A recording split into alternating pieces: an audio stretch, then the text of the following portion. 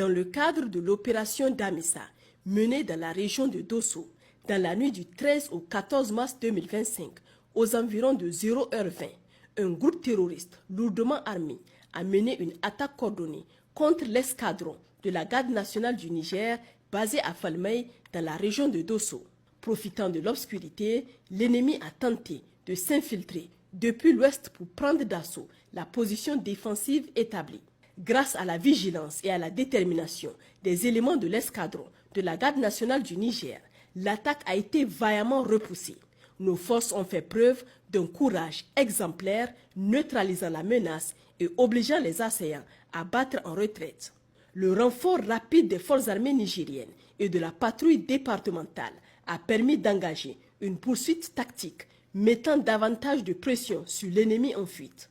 Cette manœuvre a conduit à la récupération de plusieurs équipements abandonnés par les terroristes, dont 2 motos, une mitrailleuse de 12,7 mm et une caisse de munitions, limitant ainsi leur capacité opérationnelle future. Malheureusement, au cours de cette attaque, un de nos vaillants soldats a fait le sacrifice suprême en défendant la patrie et un véhicule a également été détruit par un tir de roquette. En cette douloureuse circonstance, les autorités militaires adressent leurs sincères condoléances à la famille du défunt, à ses frères d'armes et à toute la nation nigérienne. Son sacrifice ne sera pas vain et les forces de défense et de sécurité restent résolument engagées dans la lutte contre le terrorisme, déterminées à assurer la paix et la sécurité du peuple nigérien. Dans le cadre de l'opération NIA, menée sur la rive droite du fleuve Niger, poursuivant leur opération de ratissage dans le secteur de Kourtchoungou, une patrouille des FDS a identifié et détruit avec succès un bouchon de 5 engins explosifs reliés en série. Dans le cadre de l'opération Al-Mahou, les forces de défense et de sécurité poursuivent avec détermination leurs actions de sécurisation sur la rive gauche du fleuve Niger, notamment dans la région de Tillabéri, une zone particulièrement exposée aux menaces des groupes criminels organisés. Le 14 mars 2025, exploitant des renseignements précis et fiables, une patrouille des FDS a été déployée pour intervenir au marché hebdomadaire de Fala, où des individus suspects affiliés au groupe criminel avaient été signalés. Grâce à l'appui d'un agent de renseignement opérant sur le terrain, l'intervention a permis l'interpellation de 27 individus suspects.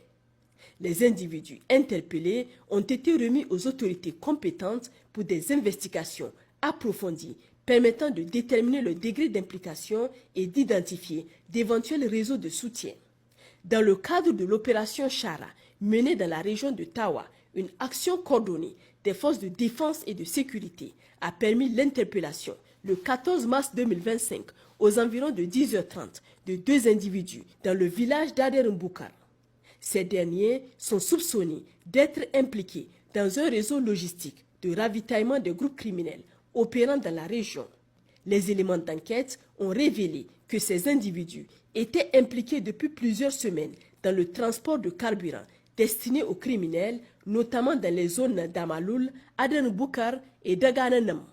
Lors de leur interpellation, les forces engagées dans l'opération ont découvert un stock d'essence ainsi qu'un tricycle de couleur orange suspecté d'être utilisé pour des activités illégales.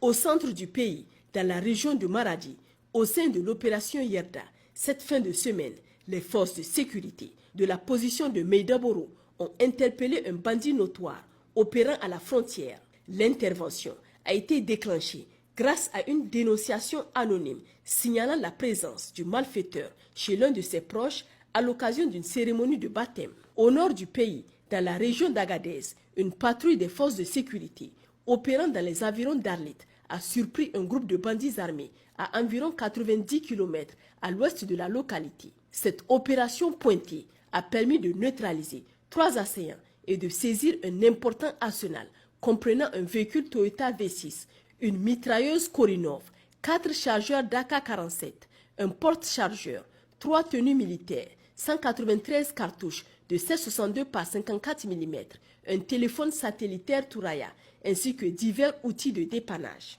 Le ratissage mené dans la zone a révélé que les autres membres du groupe ont pris la fuite en direction du Mali. Les 3 bandits capturés sont fortement soupçonnés d'avoir participé à l'attaque de Inna Bangarit, qui a causé la mort de 11 vaillants soldats le vendredi 28 février 2025. Ils ont été transférés à Arlit, où ils ont été remis aux unités d'enquête. Dans le cadre des missions de surveillance et d'assistance humanitaire menées par les forces de défense et de sécurité sur les axes désertiques, les éléments de la zone de défense numéro 8, installés au Puy Espoir, ont secouru le vendredi 14 mars aux environs de 13h40 les passagers d'un véhicule de migrants tombé en panne à une cinquantaine de kilomètres du poste sur l'axe Diado. L'intervention rapide des militaires a permis de porter secours à 50 personnes, dont 18 hommes, 20 femmes et 12 enfants, tous retrouvés en détresse sous des conditions climatiques extrêmes. Après leur évacuation vers le Puy Espoir, les migrants ont été pris en charge pour des soins d'urgence et une évaluation médicale approfondie. Grâce à la vigilance et au professionnalisme des FDS, toutes les personnes ont été sauvées et mises hors de danger.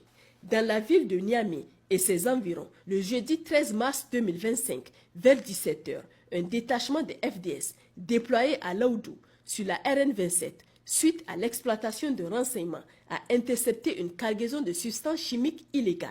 L'opération a permis la saisie de 8 bidons de 25 litres de cyanure, ainsi que 6 sacs de soufre et 6 sacs de zinc aux abords du village de Laoudou.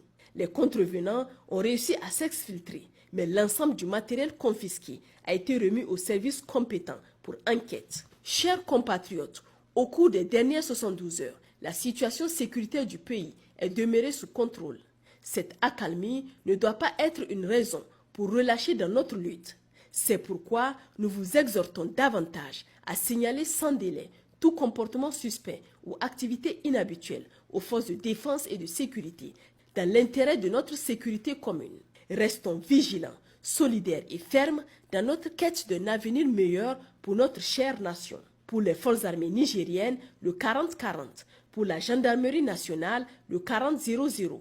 Pour la garde nationale du Niger, le 280. Pour la police nationale, le 83-83. Vive le Niger, libre et souverain. Vive les forces de défense et de sécurité. Vive les citoyens résilients et engagés.